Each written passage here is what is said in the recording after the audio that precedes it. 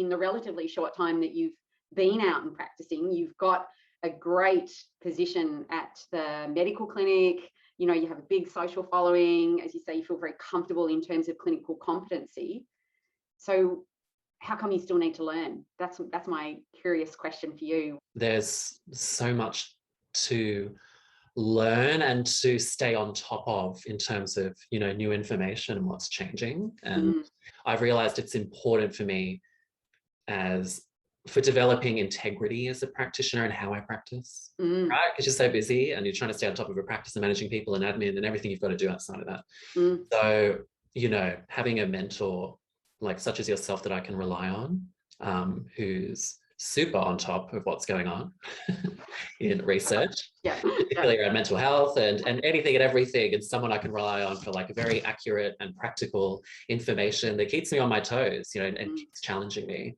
That's practical for my clients. And well, you know, because I feel the same way. I feel like, you know, I think I know something really well. I might have even known it so well that I did an update in Under 30 on it, or I wrote a literature review or something like that. But, you know, a year or two has passed and I see the you know, my research lighting up with the same terms, my research feeds coming in, and I think, oh God, I need to get back onto it. Something's changed in that space. And I think that's the nature of health and integrative health, which is on this rising wave, research-wise, evidence-wise, experientially. Like, we're really growing as a professional community, not just you know, in Australia, but globally. And so you want to ride that wave.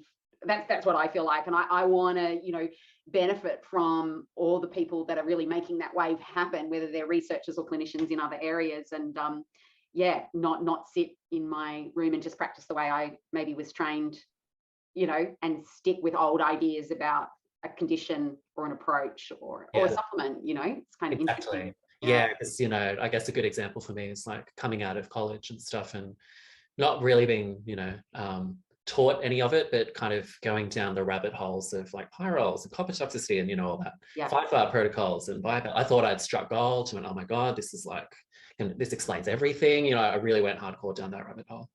And I'm still into it, but like you said in one of your lectures, it's like, but it's, you know, we know new things now. And so obviously mental health has been one of your areas of focus from the get-go in practice. Yeah. What was the natural kind of attraction? Conditions speak. It was just, I really enjoy developing rapport with people. And I guess I just had a natural empathy and interest in the mental health spectrum, especially because I noticed a lot of people are averse to it, but I kind of really enjoy it. You know, I kind of want to branch out into mind, body, and not get so obsessed with the physical body. And but, you know, it's interesting because I think I made a comment about, but, you know, I'd still want to try and master what I'm already trying to master.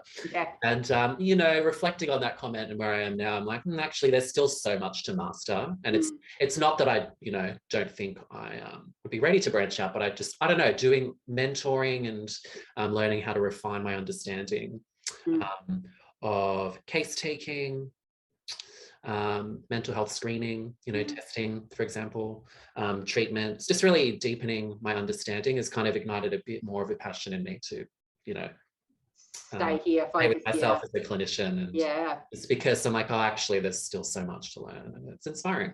You know? Yeah, that's so great. I feel the same. I think that there's this kind of one level that we can talk about with mental health where most of us are comfortable. Yes, you know, the precursors to the neurotransmitters are, and, you know, zinc is a cofactor for it, you know, that sort of level. And then I feel like, you know, over my career, I just kept going down another level and going down another level and really getting to the greater complexity that's there, you know, that and the greater complexity both in people's presentations and the biological and psychosocial drivers of their presentation, and therefore the far more complex solutions are they're so interesting. And we also run an applied group which is case-based, and, you know, this is a mix of psychiatrists and psychologists and dual qualified and naturopaths.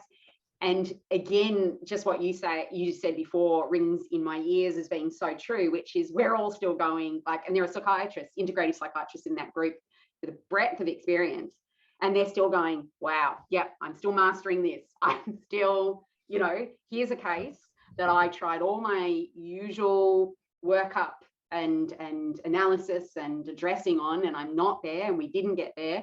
So let's all put our heads together on it. I think it is lifelong learning. It is. It really is. Yeah, but like I said, you just present everything so brilliantly and practically. And so what other things do you do to keep moving forward? Like, what other things do you find are really helpful in your professional development as a clinician? I'm lucky to be in this integrative medical centre. I do absorb a lot of info from the doctors there. But yeah, I don't know. It's pretty much just you and Horrorlac, really. Yeah, Basically, it's like Rachel or Jason basically direct my entire practice at this point. Because I really did want to just hear what the experience has been like for you this year, especially because I didn't get to see you in the sessions. We have quite Wednesdays are a big day for me. Yeah. So I think that's extra points for commitment, to be perfectly honest, when you can't be there live. Yeah, well, to be fair, I'm very behind. I've just finished session 4 on assessment tools. Okay. After pathology. Very juicy. Yeah. So I was very excited with this pathology manager. Yes. Cool. That is fun. When you're looking at iron studies in particular, comparing it to any and all previous readings. Yeah. And I don't think I was not doing it, but I guess I started paying a lot more attention and pointing that out to clients as to where we can pick up timelines of certain issues and stuff like that. And that's been really helpful, actually. Yeah. Yeah, it's great. And it just helps when it's the complexity's taken out of the comparison. You just pop it all in and you go, there it is. But yeah, thanks so much. The content and everything is just brilliant. Thanks so much, Steve. Have a wonderful rest of the day. Thanks, Rachel. See you. Bye. Bye.